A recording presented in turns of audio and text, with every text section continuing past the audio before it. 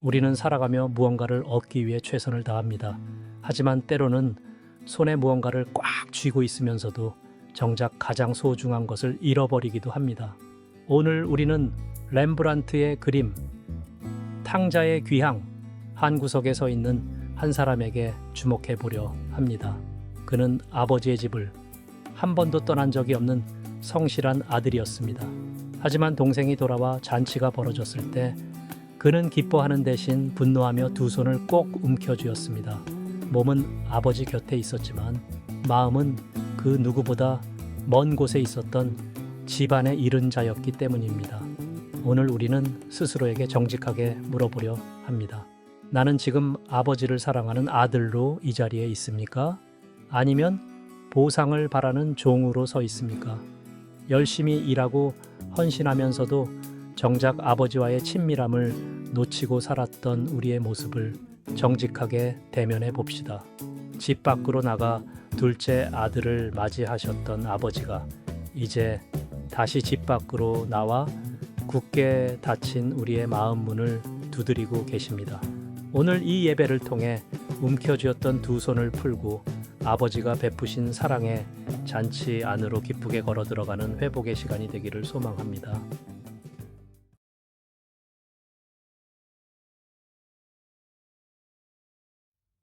하나님이여 나를 지켜주소서. 내가 주께 피하나이다. 내가 여호와께 아뢰되 주는 나의 주님이시오니 주밖에는 나의 복이 없다 하였나이다. 땅에 있는 성도들은 존귀한 자들이니 나의 모든 즐거움이 그들에게 있도다. 다른 신에게 예물을 드리는 자는 괴로움이 더할 것이라. 여호와는 나의 산업과 나의 잔의 소득이시니 나의 분깃을 지키시나이다. 내게 줄로 재어준 구역은 아름다운 곳에 있으며 나의 기업이 실로 아름답도다. 나를 훈계하신 여호와를 송축할지라. 밤마다 내 양심이 나를 교훈하도다. 내가 여호와를 항상 내 앞에 모시며 그가 나의 오른쪽에 계심으로 내가 흔들리지 아니하리로다.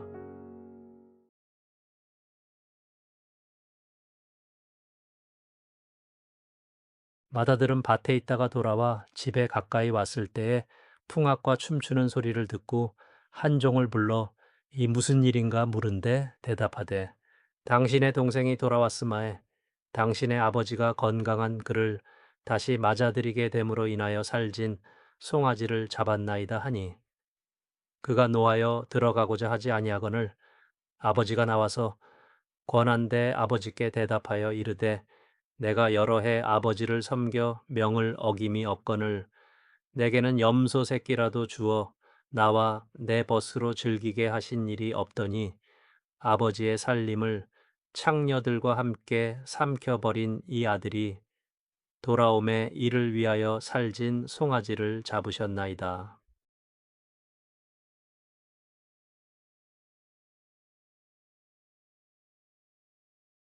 집으로 돌아가는 길이라는 주제로 매 주일 설교하고 있습니다. 어느새 7번째 소주제를 설교하게 되었습니다. 우리는 무언가를 얻을 수도 있고 잃을 수도 있습니다. 그러나 얻는 것과 잃는다는 것은 공존할 수 없습니다. 무엇인가를 얻었는데 동시에 그것을 잃었다는 것은 논리적으로 이율배반입니다. 그런데 실제로는 그런 일이 가능하기도 합니다. 오늘 우리가 읽은 본문에 그런 사람의 이야기가 기록되어 있습니다. 바로 아버지의 큰아들입니다. 둘째 아들을 도로 찾은 기쁨에 벌인 잔치가 한창 무르익을 때였습니다. 밭에서 땀 흘리며 열심히 일을 하고 집에 돌아온 큰아들이 집안에서 들리는 떠들썩한 소리에 놀라 한 종에게 무슨 일인지 그 사연을 물었습니다. 그 종은 큰아들에게 먼 나라로 가버려 죽은 줄로만 알았던 당신의 동생이 살아 돌아왔기 때문에 너무나 기쁜 주인이 살진 송아지를 잡아 큰 잔치를 벌이는 소리라고 설명해 주었습니다. 그런데 그 얘기를 듣는 순간 큰아들은 갑자기 분노가 치밀어 올랐습니다. 머리끝까지 화가 치밀어 올랐습니다. 그는 너무 화가 나서 잔치에 참여하지 않겠다고 했습니다. 종이 큰아들에 관한 것을 아버지에게 전했습니다. 그 소식을 들은 아버지가 나와서 큰아들에게 함께 잔치에 참여할 것을 권했습니다. 큰아들은 분노에 찬 목소리로 이렇게 말했습니다.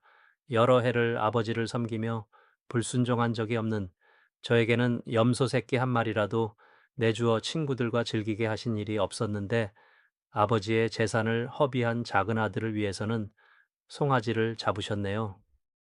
오늘도 렘브란트의 그림이 본문을 더 깊이 이해하는 데 도움을 줄 것 같습니다.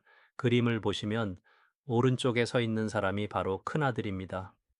렘브란트의 그림의 특징은 무엇보다 주제를 빛으로 부각시키고 나머지는 어둡게 처리한다는 것입니다.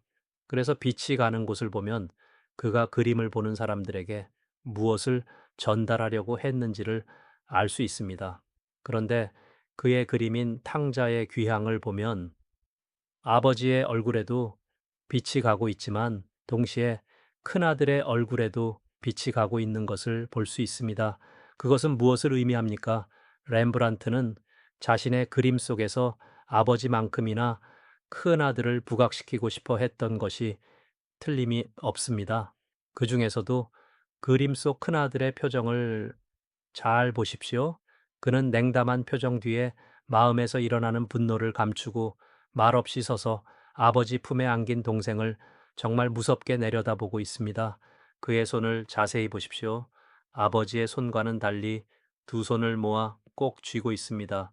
그것은 그의 마음이 닫혀 있다는 증거입니다. 자신의 눈앞에서 지금 벌어지고 있는 사실을 결코 받아들이고 싶지 않음을 나타내고 있습니다. 이것이 그냥 멈춘 그림이니까 그렇지. 만약 동영상이었다면 어쩌면 큰아들은 꼭 쥐고 있는 두 손을 부르르 떨며 분해하고 있었을지도 모릅니다. 도대체 큰아들의 문제는 무엇입니까? 집을 나가 죽은 줄만 알았던 동생이 살아 돌아왔는데 왜 그는 그것을 기뻐하지 않은 것일까요? 남들은 다 기뻐하는데 왜 친형인 그는 기뻐하지 못하는 것일까요? 도대체 뭐가 잘못된 것일까요? 충격적인 사실일 수도 있지만 그의 결정적인 문제는 아버지와 친밀한 관계가 없었다는 것입니다. 그는 분명 아버지 집에 아버지와 함께 살았습니다. 그러나 그는 아버지와 아들의 진정한 관계가 어떤 것인지를 전혀 몰랐습니다. 그가 불만을 표현하며 한 말 중에 29절에 보면 내가 여러 해 아버지를 섬겨가 있습니다. 여기서 섬기다라는 뜻의 헬라어는 둘류오가 사용되었습니다. 이 헬라어 단어는 상전과 종의 관계에서 사용되는 말입니다. 그러니까 큰아들은 자신이 아버지를 마치 종처럼 열심히 섬겼다고 말하고 있는 것입니다. 이 말을 얼핏 들으면 큰아들이 아버지를 위해 열심히 일했다는 생각이 들지 모르겠습니다. 사실이 그렇기는 합니다. 그날도 큰아들은 밭에 나가서 땀을 흘리며 열심히 일을 하고 피곤한 몸을 이끌고 집에 돌아왔습니다. 그러나 큰아들은 잘못된 생각을 하고 있었습니다. 그는 종처럼 열심히 일하면 아버지가 자신을 좋아할 것이라 생각했던 것입니다. 마치 신약의 바리새인이나 서기관처럼 율법을 완벽하게 지키기만 하면 하나님께서 자신들을 기뻐하실 것이라는 식의 태도를 갖고 있었던 것입니다. 그는 아버지에게 인정을 받기 위해 누구보다 더 열심히 종처럼 일을 했습니다. 큰아들이 모르는 것이 하나 있었습니다. 그러나 가장 중요한 것입니다. 그것은 자신은 아버지에게 아들이지 결코 종이 아니라는 것입니다. 하나님은 종을 원하는 것이 아니라 아들을 원한다는 것입니다. 요한복음 1장 12절은 영접하는 자, 곧 그 이름을 믿는 자들에게는 하나님의 자녀가 되는 권세를 주셨으니 라고 선언하고 있습니다. 로마서 8장 14절과 15절은 무릇 하나님의 영으로 인도함을 받는 사람은 곧 하나님의 아들이라 너희는 다시 무서워하는 종의 영을 받지 아니하고 양자의 영을 받았으므로 우리가 아빠 아버지라고 부르짖느니라. 예수 믿으면 하나님의 자녀가 됩니다. 성령이 그것을 우리에게 증거합니다. 그런데 우리는 하나님을 아버지라 부르면서도 우리가 하나님을 위해 뭔가 열심히 일을 해야만 하나님께서 기뻐하실 것이라는 강박에 사로잡히기 쉽습니다. 아니, 적지 않은 사람들이 그와 같은 강박에 사로잡혀 살아갑니다. 아닙니다. 정말 큰 오해입니다. 잘 들어보십시오. 근본적으로 하나님은 내가 하는 일을 기뻐하시는 것이 아니고 나 자신을 기뻐하십니다. 내가 기쁘시기 때문에 내가 하는 일이 기쁘신 것이지 내가 하는 일이 기쁘기 때문에 내가 기쁘신 것이 아닙니다. 내가 예쁘기 때문에 내가 하는 일이 예뻐 보이는 것이지 내가 하는 일이 예쁘기 때문에 내가 예뻐 보이는 것이 아니라는 말입니다. 그래서 하나님 앞에서는 항상 being이 doing보다 먼저입니다. 큰아들은 아버지와의 친밀한 관계 안에서 충분히 아버지의 사랑을 받음으로써 자신이 그분의 아들이라고 하는 분명한 정체감과 자존감을 가졌어야 합니다. 그런데 그는 무조건 이를 통해서 하나님 앞에서 자신을 증명하고 인정받으려 했습니다. 그래서 그는 염소 새끼와 같은 아버지의 보상을 받았던 것입니다. 보상이 주어지지 않으니까 아버지가 자신을 사랑하지 않는다고 생각해서 실망한 것입니다. 보상이란 어떤 것에 대한 대가로 주는 것입니다. 그것은 종이나 일꾼에게 주어지는 것이지 아들은 다릅니다. 아버지의 재산이 다 아들의 것이기 때문에 아들은 보상이 필요 없습니다. 그냥 그것을 누리면 됩니다. 그런데도 큰아들은 보상을 아쉬워하며 자기 스스로 종이 되려고 했던 것입니다. 큰아들처럼 일로 누군가에게 인정을 받으려는 사람들의 특징 중 하나가 다른 사람들 쉽게 판단한다는 것입니다.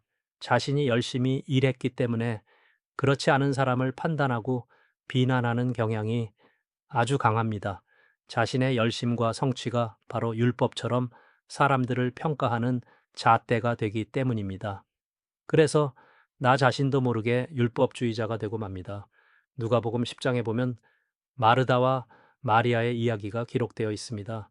어느 날 예수님이 베다니 삼 남매의 집에 초대를 받았습니다.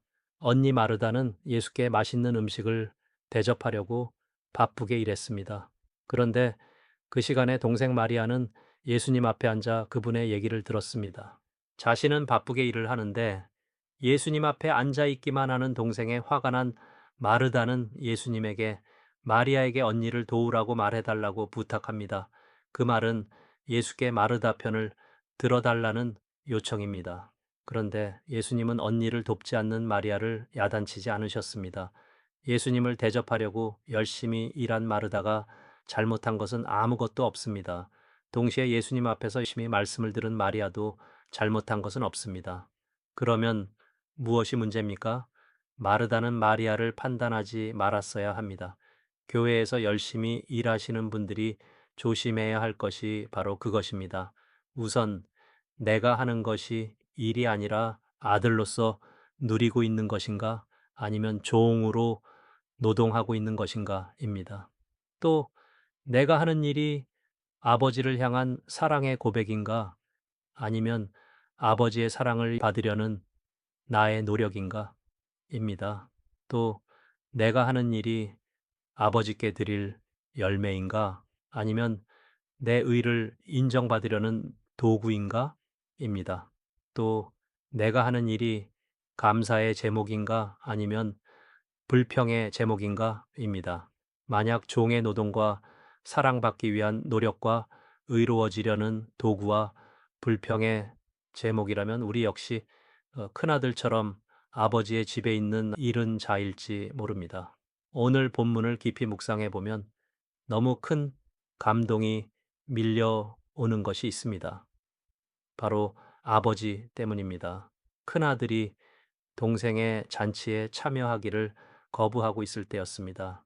그 사실을 전해 들은 아버지가 다시 집 밖으로 나가 큰아들을 만납니다. 여기가 중요합니다. 예수님은 비유 속에서 분명히 아버지가 큰아들을 만나기 위해 집 밖으로 나갔다고 말씀하고 있습니다. 분명히 아버지는 집 밖으로 나갔습니다. 그렇다면 뭔가 연관되어 생각나는 것이 없습니까? 잘 생각해 보십시오. 작은 아들을 맞이하기 위해 집 밖으로 나선 것과 똑같이 큰아들을 맞이하기 위해 아버지는 다시 한번 집 밖으로 나간 것입니다. 둘째 아들을 맞으러 집 밖으로 나간 아버지와 큰아들을 만나기 위해 집 밖으로 나간 아버지가 정확하게 일치하고 있습니다. 결국 큰아들 역시 잃은 아들이 되었던 것입니다. 그러나 둘째 아들이나 큰아들이나 아버지에게는 모두 소중한 아들입니다. 그래서 어느 하나를 편애하여 누군가에겐 더 주고 누군가에게는 덜 주는 아버지가 아닙니다. 두 아들을 똑같이 귀하고 소중한 아들로 여겼습니다. 아니, 아버지에겐 집 밖에 잃은 자인 둘째 아들도 집 안에 잃은 자인 큰아들도 모두 환대의 대상입니다. 그분은 두 사람을 모두 진정으로 사랑하고 있었습니다. 내 생각에 내가 하나님께 둘째 아들과 같은 사람일 수도 있고 큰아들과 같은 사람일 수도 있습니다. 중요한 것은 내가 작은 아들이든 큰 아들이든 하나님의 사랑을 받는 아들이라는 것입니다. 그것이 오늘 우리 각자를 향한 하나님의 놀라운 사랑입니다. 여러분, 교회를 열심히 다니고 봉사를 열심히 하는 것은 참 귀한 것입니다. 그러나 잊지 마십시오. 그런다고 해서 그것이 우리가 하나님과의 바른 관계 안에 있다는 것을 의미하는 것은 아닙니다. 그렇지 않을 수도 있습니다. 하나님과 나의 관계가 아들을 조건 없이 사랑하는 아버지와 아버지의 무한한 사랑을 받는 아들의 관계가 되어야 합니다. 하나님의 사랑받는 아들로서의 모든 것을 누릴 수 있어야 합니다. 언제 어떤 경우에도 하나님의 사랑받는 아들로서 살아가야 합니다. 하나님과의 관계에서는 doing이 아닌 being이 먼저여야 합니다. 그렇게 하나님과의 친밀한 관계 안에 있을 때 우리가 하는 모든 일이 의미가 있고 기쁨이 될 수 있습니다. 만약 그것을 놓치고 있다면 우리는 큰아들처럼 멀쩡하게 아버지 집에 있으면서도 자신도 모르게 탕자가 되고 있는지도 모릅니다. 모두 언제나 하나님의 사랑받는 아들로서 살아가시기를 바랍니다.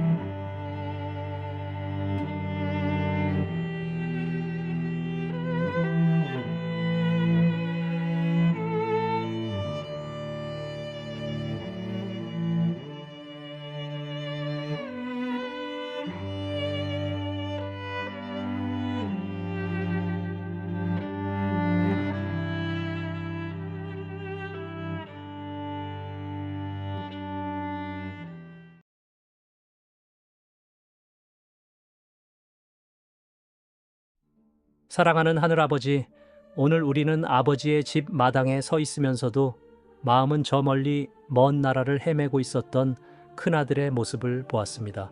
밭에 나가 땀 흘려 일하며 누구보다 성실히 살았지만 정작 아버지와 마음을 나누는 법은 잊어버린 채 스스로 종의 자리에 가두었던 우리의 모습이 그와 다르지 않음을 고백합니다. 주님, 우리는 때때로 우리가 행한 일로 당신 앞에 서려 했습니다. 내가 이만큼 헌신했으니, 내가 이만큼 순종했으니 당연히 보상이 주어져야 한다고 믿으며 그 대가가 주어지지 않을 때 서운함과 분노를 품었습니다. 우리의 열심이 형제를 판단하는 날카로운 칼날이 되었고 우리의 의로움이 아버지의 잔치를 방해하는 담벼락이 되었음을 용서하여 주시옵소서. 이 시간 렘브란트의 그림 속 큰아들처럼 꼭 쥐고 있던 우리의 두 손을 내려놓기를 원합니다. 내 것이 다 내 것이다 라고 말씀하시며 집 밖으로 나와 우리를 설득하시는 아버지의 그 따뜻한 음성에 귀를 기울이게 하옵소서. 하나님은 우리가 하는 일이 아니라 우리 존재 자체를 예뻐하고 기뻐하신다는 그 놀라운 사랑 앞에 다시 서게 하여 주시옵소서. 이제는 종의 멍에를 벗고 사랑받는 아들의 권세를 누리며 살기 원합니다. 문 밖에서 서성이는 우리를 환대하시는 아버지의 품 안에서 비로소 참된 쉼과 기쁨을 누리는 집으로 돌아온 아들이 되게 하옵소서. 우리를 있는 그대로 사랑하시는 예수 그리스도의 이름으로 기도드립니다. 아멘.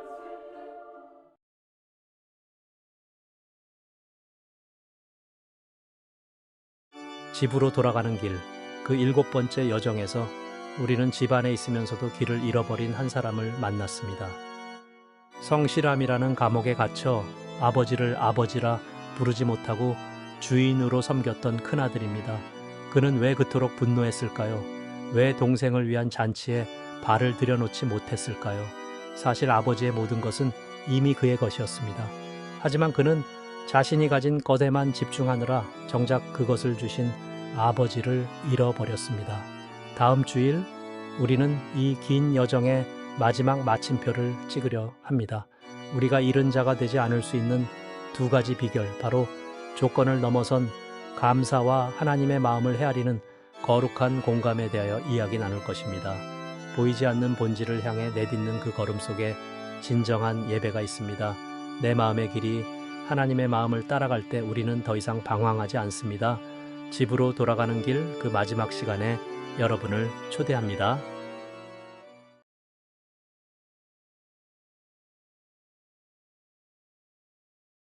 그의 영광의 풍성함을 따라 그의 성령으로 말미암아 너희 속사람을 능력으로 강건하게 하시오며 능히 모든 성도와 함께 지식에 넘치는 그리스도의 사랑을 알고 하나님의 모든 충만하신 것으로 너희에게 충만하게 하시기를 구하노라.